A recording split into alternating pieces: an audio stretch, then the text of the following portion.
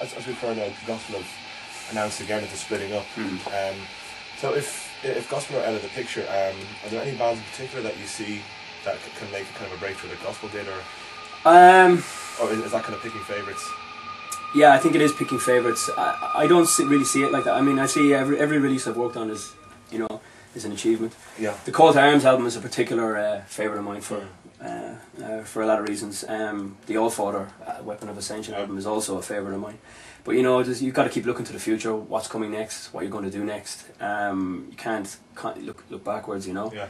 And I mean, the Diocletian upcoming album for me is one of the things I've really mostly looked forward to ever since starting this 10 years ago. Yeah. You know, it's a really big thing for me, and I mean, I know Derek's really excited about the release as well. So I mean, it's not gonna buy me a house, it's not gonna buy me a fancy fucking car, but that's not the point, you know. Yeah, again, it's a labour of love, right? Yeah, exactly. Yeah. You know, it's passion. And do you see any of these bands being as willing to tour as much as Gospel did or could have?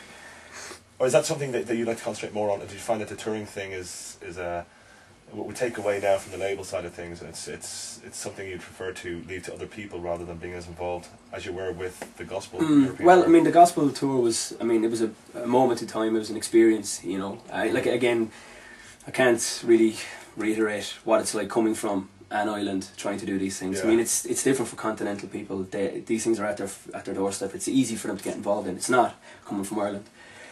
But I think it's essential for any band who wants to make a name in the underground that they do get out and tour, and you know, the more they play live, the more people talk about them. I mean, a great album or a great 7-inch is all well and good, you know, but you know, metal live is where it matters at the end of the day.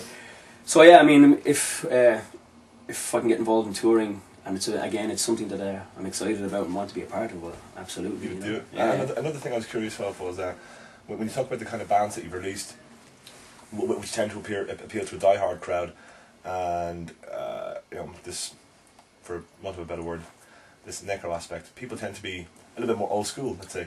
And vinyl, I'm wondering if vinyl still plays like a big part. 'Cause I know you've printed, like, you released the Gospel on vinyl, and you released the Cigarette album on vinyl. Yeah.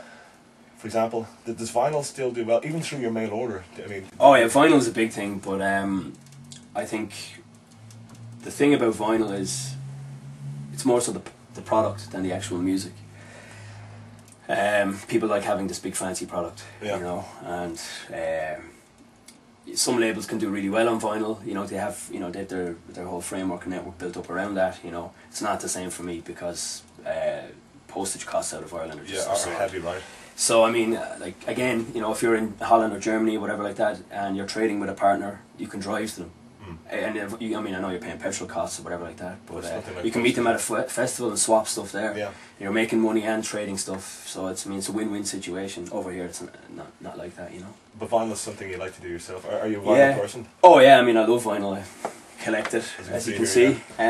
But you know, for me, the music is the most important thing. It's the delivery, it's the impact, it's what's behind the music, the packaging.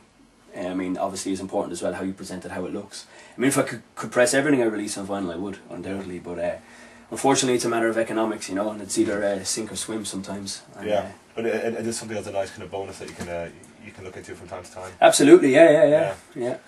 Right, we'll have to be winding up soon. And can you tell us, is there any kind of specific plans for Invictus in the future, or are you just going to try and continue as you have been and bringing some high standard and holy music to the people? Well, to keep the standard of quality that I have is definitely important, and that would be the most important thing. I mean, I'm not aiming to be, you know, another Peaceville or whatever. You know, I don't care. That's not my aim. It was never my aim. I've achieved all the things I've ever set out to do 10 years ago. But you still have your motivation. But I still have my motivation. I still have the passion for it, and I'm going to keep going. And so long as I keep hearing music that appeals to me, that I think should be released, I'll be working with it all the way, you know. That'll never stop.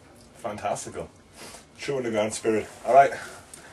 Okay. Thank you very much. Thank you.